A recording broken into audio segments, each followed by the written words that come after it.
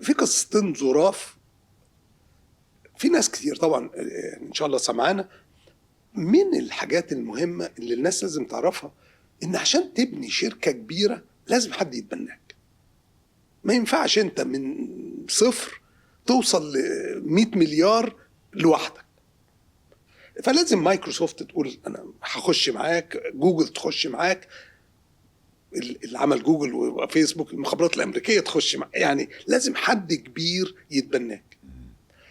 انا كنت بدي محاضرات في شيكاغو، وتاني يعني الاسبوع اللي بعده على طول اروح رينوك فيرجينيا ادي محاضره. فحد جالي في رينوك وقال لي انا، قلت له عارفك انت سالته سؤال في شيكاغو. قال لي قال لي انا بشتغل في شركه روكويل. روكويل دي من كبار شركات الاقمار الصناعيه. قال لي وعندنا مشكله حلها عندك، احنا عايزين التكنولوجيا بتاعتك. ممتاز.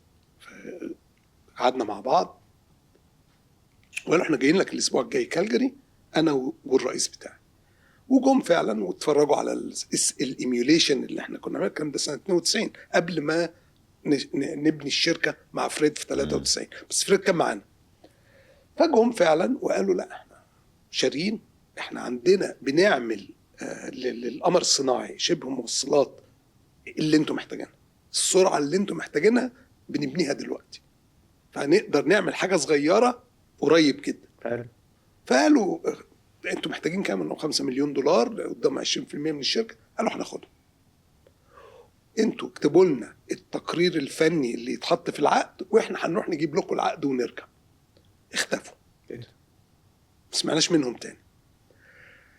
الكلام ده اغسطس 92. يناير 93 كنا عملنا الشركه بقى، وفريد كان بيحب يبقى في لوس انجلوس كتير. فرحت له لوس انجلوس وقلت له بص يا فريد، احنا مش عارفين ابدا نوصل للجدع بتاع روكويل، ما تيجي نروح لهم. هم كانوا في LA نيوبورت بيتش. رحنا كلمت الرئيس اللي كان جالنا وقال لي تعالوا. فرحنا قلت فين؟ كان اسمه توم جونز. فين توم جونز يا جدعان؟ قالوا انت ما سمعتش؟ ده كان خبر كبير قوي. قلت لهم ايه؟ قالوا انتحر. نعم. الظروف اللي احنا قابلنا فيها كانت ظروف ضغط قوي، فممكن يعني كان مضغوط قوي، يعني كان خسر فلوس مستثمرين كبار دخلوا مع روكويل في شركة هو كان لبها وضاعت. اتحكم عليهم غلط من الFCC، رفعوا قضية على الFCC وكسبوه، اللي هو الFCC اللي هو جهاز تنظيم الاتصالات في أمريكا. الFCC طلع قرار انه هيدي 2 ميجا هرتز لل 2G بس تستعمل بطريقه معينه. تمام. منع الشركه بتاعت روكويل. ده كان قرار غلط خالص. يعني ايه دخل جهاز تنظيم الاتصالات في ازاي استعمل باند انا اللي شاريها، انا اشتريتها منك، اللي تقول لي استعملها ازاي؟ يعني قال لازم تقسمها مش عارف ايه، ما تقدرش. كانت هي 10 ميجا هرتز وقال لازم تستعملها 2 ميجا هرتز.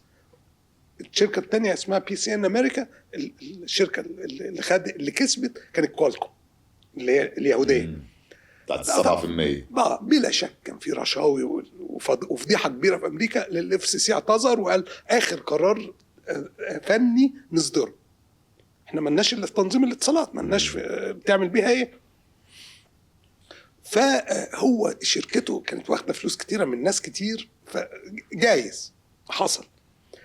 اما قلت لكم ان سنه 95 رحت قابلت ابل. قصه ابل او قصه المقابله دي، الحكومه الكنديه قالت لي احنا ماضيين اتفاق مع امريكا ان 5 شركات كنديه احنا نختارهم هيروحوا يزوروا 5 شركات امريكيه، لازم حد سينيور في الشركه دي يقابلك. فاخترت انا اير تاتش اللي هي دلوقتي فيرايزن، واخترت ابل، واخترت الشركه الثانيه كانت صغيره شويه يعني. دول كانوا الكبار الاثنين. فاما قابلت اير تاتش، لا انا اخترت اير تاتش النهارده، تاني يوم على طول لقيت واحد بيتصل بيا وقال لي انا سينيور VP في اير تاتش.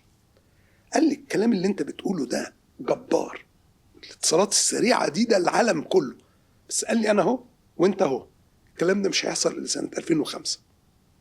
احنا 95 كنا قال لي بس انت شكلك ذكي جدا، انا هديك ساعه، انا مش مضطر اقابلك. قال انا اقدر اخلي في بي اصغر مني يقابلك، لكن انا عايز اقابلك، انت عارف انك هتبهرني.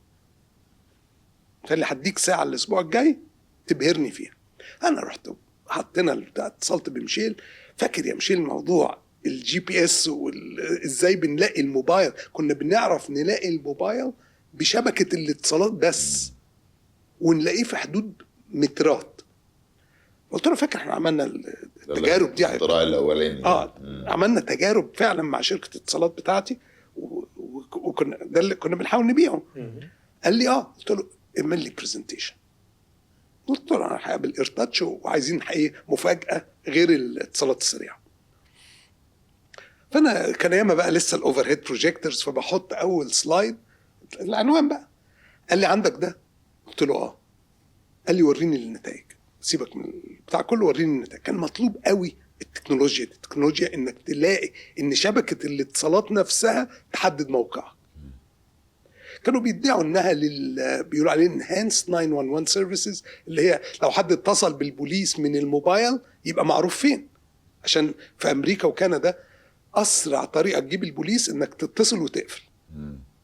بس هي اصلا كانت عشان يقفشوا الناس يعرفوا يجيبوهم من بالظبط. دي قصه مشهوره، قصه مشهوره قوي في ايطاليا. فالمهم فقال لي وريني النتائج. وريته النتائج. قال لي شيل البرزنتيشن. عارف كوالكوم؟ قلت له عارفها كويس قوي. قال لي مين اللي عمل كوالكوم؟ قلت له انتوا والمخترعين. قال لي هديك نفس الاتفاق، تقبله؟ انا كنت حافظ الاتفاق، $22 مليون قدام 14%. قال لي هديك نفس الاتفاق، تاخده؟ قلت له اخده قوي. قال لي خلاص ابوه مش هاخده. لان احنا كان الشركه دي الشركه الجديده دي بقى اللي هي تلاقي الموبايلات وبتاع دي، كانت شركه صفر ولا حاجه اصلا. صفر. انا وميشيل فقال لي شرط تيجي لي كمان اسبوع معاك شركه، يعني ما ينفعش مش هنتفق معاك، تاسس شركه وانا هخش فيها. اكتب لي برضو نفس الكلام، اكتب لي ايه الفني، الجزء الفني اللي يروح مع العقد. ومضينا واحنا قاعدين NDA كل ده في ساعه او اقل من ساعه. انا مستني مفاجاه فظيعه. اختفى برضو. انت قريت على 22 مليون قبل ما الراجل يخلص قصته؟ طيب بالظبط. ما هي دي المشكله. ادي انا السبب في الاخر. ادي اخرة. انت السبب بسبب رجعي. ايوه. عينك قويه للضوء، فظيع. سرعه الضوء. ولا ده فظيع. سرعه الضوء، اللي ماشي بسرعه الضوء بيشوف الماضي. طبعا. ف اختفى. انا بقى كبرنا قوي بقى، وانت قلت 200 مليون، لا كانت 500 مليون. فكبرنا ومعايا ال 500 مليون بتوعي، وراحت ايرتاتش عزماني، تعالى انت اثرت في العالم قوي، السينيور في بيز كلهم عايزين يقعدوا معاك يسمعوا القصه. فرحت فعلا قعدت معاهم، قلت لهم انا قاتلكم. قالوا لي ليه؟ قلت لهم انا قابلت، مش عايز اقول اسمه يعني، في الاوضه دي. قال لي انت تعرف فلان؟ قلت لهم يوم كذا مارس سنه 95 انا قابلته هنا. قال لي انتحر من الشباك ده برضو. قلت لهم لا انا قاتلكم بقى، ده انتحر ليه؟ قالوا لي خطيبته سابته. قلت لهم اللي عمل كوالكوم واكتشف شركه قدها، خطيبته تسيبه بره يقولوا بقى ايه؟ ما اللي مضى معاك الNDA. قلت له ده لو خطيبته سابته يقول لها اللي هي الكلمه المشهوره بره، ما تخليش الباب يخبطك وانت ماشيه، يعني الباب يعدي جمل في مصر. فقلت له مستحيل، ده مستحيل، وينط من الشباك ليه يعني؟ فقالوا لا هو نط من الشباك ووقع على الارض مات. كنا في الدور السابع او الثامن. فلا القصص فيها يعني مش سهل انك تبني شركه كبيره وانت مصري مسلم ملتزم، في قوى اكبر منك بكتير بتحاربك.